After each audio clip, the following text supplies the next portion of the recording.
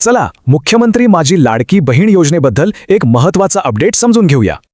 अरेच्चा, e-KYC केलंय पण तरीही योजनेचा लाभ मिळत नाहीये. अनेकांना हा प्रश्न पडलाय.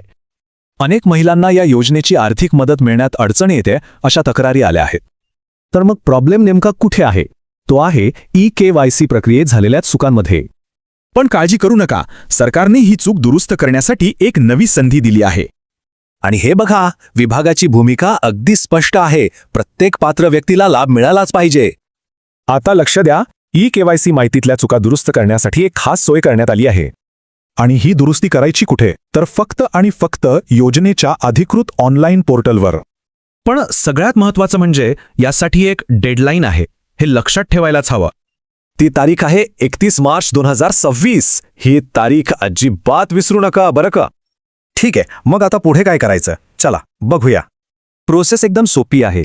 फक्त ऑनलाईन पोर्टलवर जाऊन ई-केवायसी माहिती दुरुस्त करायची आहे. म्हणूनच विभागाने सर्वांना ही प्रोसेस लवकरात लवकर पूर्ण करण्याची विनंती केली आहे. एक गोष्ट पक्की लक्षात ठेवा, योजनेचा लाभ हवा असेल तर डेडलाईनच्या आत दुरुस्ती करणं खूप गरजेचं आहे. तर मग स्वतःला एक प्रश्न विचारा, आपली दिलेली माहिती नक्की बरोबर आहे का?